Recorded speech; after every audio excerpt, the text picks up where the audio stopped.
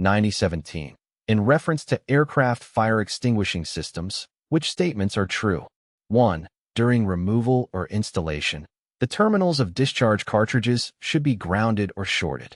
2. Before connecting cartridge terminals to the electrical system, the system should be checked with a voltmeter to see that no voltage exists at the terminal.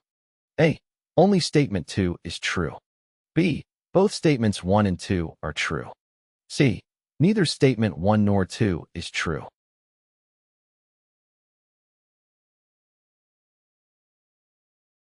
The correct answer is B. Both statements 1 and 2 are true. During removal or installation of discharge cartridges in aircraft fire extinguishing systems, the terminals should be grounded or shorted to prevent accidental discharge.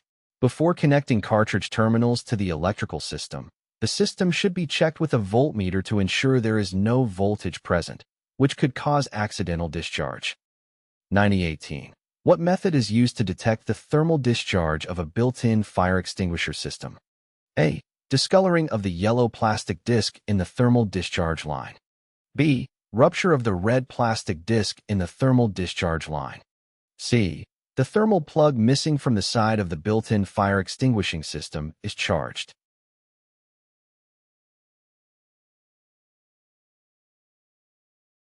The correct answer is B.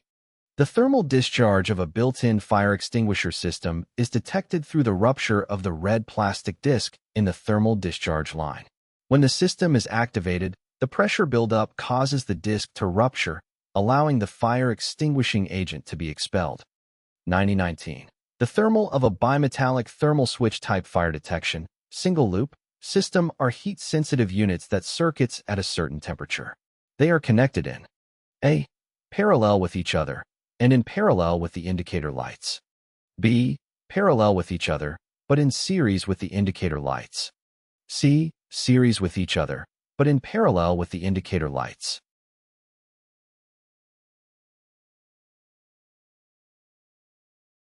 The correct answer is B. In a bimetallic thermal switch type of fire detection system, the thermal switches are wired in parallel with each other. This means that if any one of the switches detects a significant increase in temperature, it will complete a circuit to ground. The entire combination of switches is then connected in series with the indicator light. As a result, when any of the thermal switches activates due to the presence of fire or excessive heat, the circuit is completed and the indicator light will turn on. This configuration ensures that even if one of the switches fails to detect a fire, the other switches can still provide a reliable indication of a potential fire condition, allowing for prompt action to be taken. Q9022. On a periodic check of fire extinguisher containers, the pressure was not between minimum and maximum limits. What procedure should be followed? A. Release pressure if above limits. B. Replace the extinguisher container. C. Increase pressure if below limits.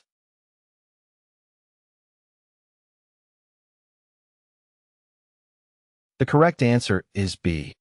During a periodic check of fire extinguisher containers, it is important to ensure that the pressure falls within acceptable limits.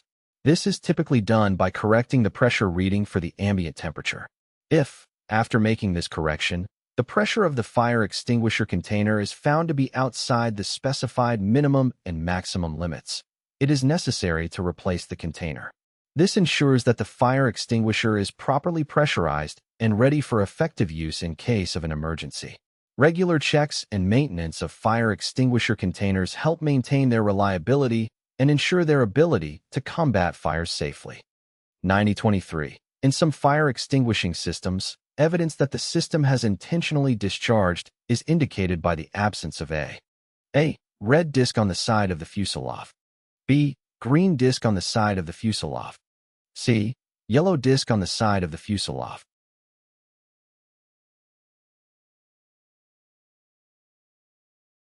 The correct answer is C.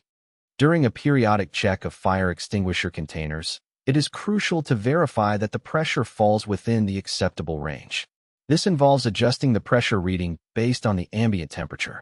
If, after this adjustment, the pressure of the fire extinguisher container is found to be outside the specified minimum and maximum limits, it is necessary to replace the container. This ensures that the fire extinguisher remains properly pressurized and ready to be effective in case of an emergency. Regular checks and maintenance of fire extinguisher containers are essential for ensuring their reliability and their ability to safely combat fires.